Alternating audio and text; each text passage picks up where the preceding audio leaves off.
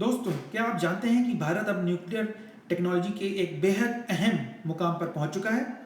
2026 में भारत अपने nuclear programme के दूसरे चरण में ऐतिहासिक एंट्री कर ली है। लेकिन ये दूसरा चरण आखिर है क्या और इसका थोरियम से क्या संबंध है? आइए जानते हैं विस्तार से। भारत का परमाणु ऊर्जा कार्यक्रम 3 चरणों में बटा हुआ है। पहला चरण pressurised heavy water reactor PHWR, इसमें यूरेनियम का उपयोग होता है। दूसरा चरण फास्ट ब्रीडर रिएक्टर, यही आज का मुख्य विषय है।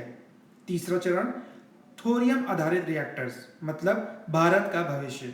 आज हम बात करेंगे कि दूसरा चरण क्या है। दूसरा चरण यानी फास्ट ब्रीडर रिएक्टर FBR, एक ऐसी तकनीक जो जितना ईंधन इस्तेमाल करती है उससे ज़्यादा नया ईंधन बनाती है, इसीलिए इसे ब्रीडर कहा जाता है। आइए आसान भाषा में समझें।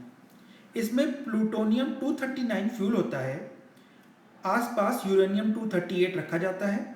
रिएक्शन के दौरान यूरेनियम 238 बदलकर प्लूटोनियम 239 बन जाता है, यानी यह रिएक्टर खुद ही नया ईंधन तैयार करता है।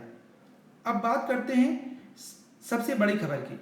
अप्रैल 2026 में भारत के prototype fast breeder reactor PFBR, जो तमिलनाडु के कलापक्कम में स्थित है, ने क्रिटिकलिटी हासिल कर ली है।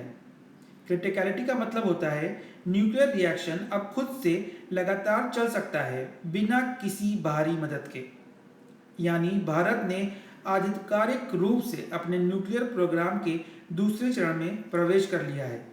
यह एक हिस्टोरिक माइलस्टोन है जिसे भारत की ऊर्जा आत्मनिर्भरता की दिशा में बहुत बड़ा कदम माना जा रहा है। आइए अब समझें कि थोरियम से इसका क्या कनेक्शन है। भारत के पास यूरेनियम सीमित है, लेकिन थोरियम बहुत अधिक मात्रा में उपलब्ध है। लेकिन थोरियम सीधे इस्तेमाल नहीं किया जा सकता, इसीलिए दूसरे चरण में FBR के जरिए प्लूटोनियम 239 बनाया जाता है। यही प्लूटोनियम तीसरे चरण में थोरियम 232 को यूरेनियम 233 में बदलने में मदद करता है, और यूरेनियम 233 थोरियम रिएक्टर का असली फ्यूल है। भारत की बढ़ती ऊर्जा ज़रूरत, सीमित फॉसिल फ्यूल और प्रदूषण की समस्या का समाधान है nuclear energy plus thorium technology. और अब जब दूसरा चरण शुरू हो चुका है तो तीसरे चरण का रास्ता और भी साफ हो गया है।